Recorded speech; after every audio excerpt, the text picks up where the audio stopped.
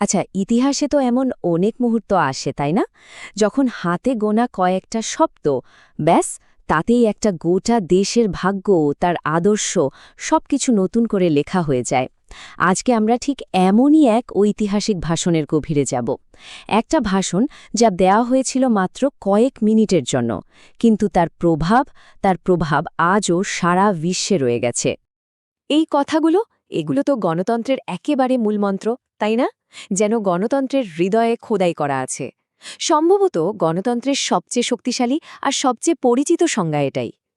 কিন্তু এই যে অমর উক্তিটা, এটা যে ভাষণ থেকে নেওয়া হয়েছে, তার পেছনের গল্পটা কিন্তু আরও অনেক বেশি অবাক করার মতো।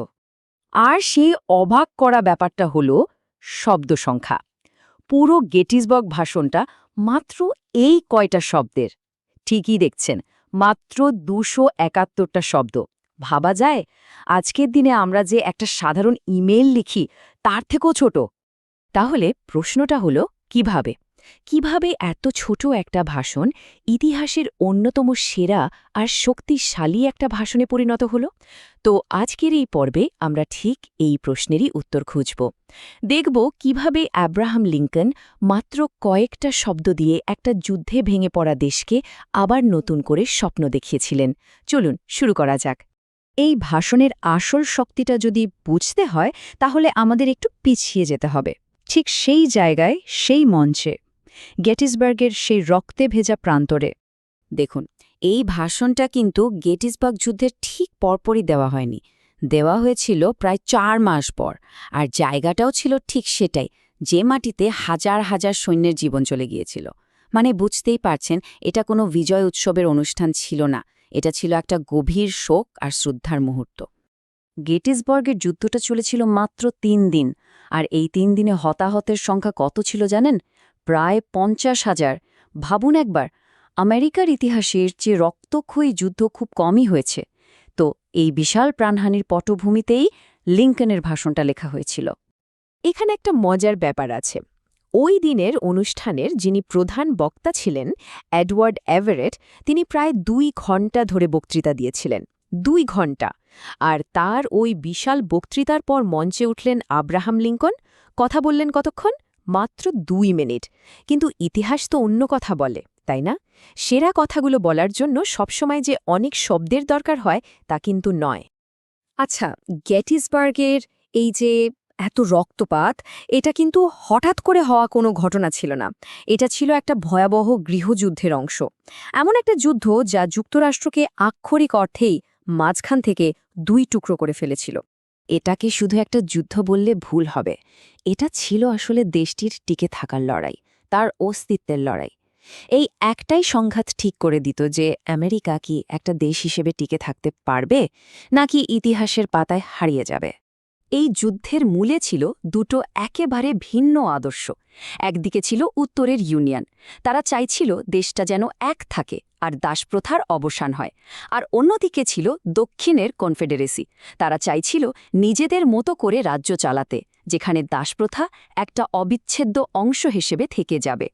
আর ঠিক এখানে লিঙ্কনের অসাধারণ বুদ্ধিমত্তার পরিচয় পাওয়া যায়।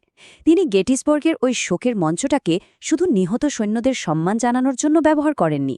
তিনি যা করলেন তা হল পুরো যুদ্ধের উদ্দেশ্যটাকেই একটা নতুন নৈতিক ভিত্তি দিলেন। লিঙ্কন তার ভাষণটা শুরুই করেন এই বিখ্যাত লাইনটা দিয়ে। দেখুন, তিনি কিন্তু সরাসরি যুদ্ধের কথা বলছেন না। তিনি বর্তমানের এই সংকটকে জুড়ে দিচ্ছেন অতীতের একটা আদর্শের সাথে। কিন্তু এই ৮৭ বছরের মানেটা আসলে কি? আসলে তখনকার দিনে স্কোর শব্দটা ব্যবহার করা হতো ২০ বোঝানোর জন্য। তো 4 মানে হল ৪-২০-৮০, আর তার সাথে ৭, অর্থাৎ ৮৭ বছর। আর এই একটা লাইনে লিঙ্কন একটা মাস্টার স্ট্রোক দিলেন। তিনি এই গৃহযুদ্ধকে সরাসরি জুড়ে দিলেন ১৭৭৬ সালের আমেরিকার স্বাধীনতার ঘোষণার সাথে। তিনি সবাইকে মনে করিয়ে দিলেন যে এই যুদ্ধটা শুধু দেশটাকে এক রাখা লড়াই নয়, এটা আসলে আমেরিকার জন্মলগ্নের সেই মূল প্রতিশ্রুতিটা রক্ষার লড়াই। সেই প্রতিশ্রুতি যেখানে বলা হয়েছিল যে সব মানুষ সমান। এর ফলে কি হল? লিঙ্কন সৈনিকদের মৃত্যুকে একটা অনেক বড়, একটা মহৎ উদ্দেশ্যে উৎসর্গ করলেন। তিনি বুঝিয়ে দিলেন যে এই যে এত আত্মত্যাগ, এটা শুধু একটা রাজনৈতিক লড়াইয়ের জন্য নয়, এটা আসলে আমেরিকার আত্মার লড়াই। আর তাই তিনি যারা বেঁচে আছেন তাদের কাছে একটা আহ্বান জানালেন, বললেন শহীদদের এই অসমাপ্ত কাজটা এবার কাঁধে তুলে নিতে হবে। আর কাজটা কি?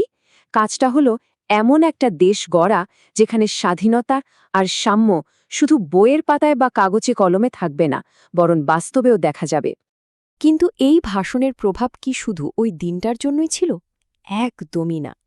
এর যে সুদূর প্রসারী একটা ফলাফল ছিল তা আমেরিকার ভবিষ্যৎ তো বটেই, এমনকি সারা বিশ্বের গণতান্ত্রিক চিন্তাধারাকেও একেবারে স্থায়ীভাবে বদলে দিয়েছে।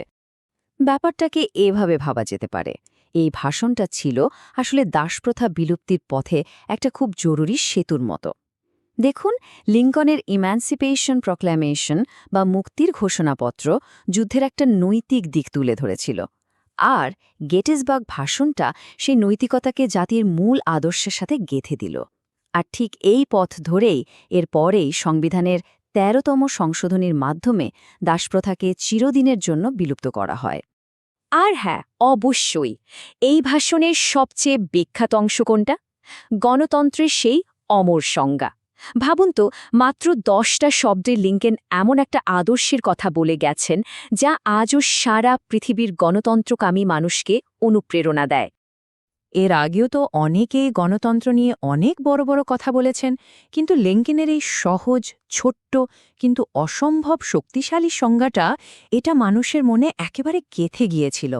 কারণ এটা গণতন্ত্রকে কোনো জটিল রাজনৈতিক তত্ত্বের ভেতর থেকে বের করে এনে একদম সাধারণ মানুষের অধিকার আর দায়িত্বের একটা বিষয়ে পরিণত করেছে।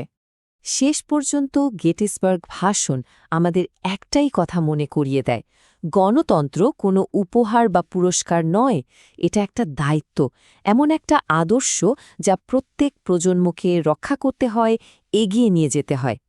আজ এতগুলো বছর পরেও লিঙ্কনের সেই প্রশ্নটা কিন্তু আমাদের সবার জন্য এখনও প্রাসঙ্গিক। আমরা কি সেই অসমাপ্ত কাজ কাঁধে তুলে নেওয়ার জন্য প্রস্তুত?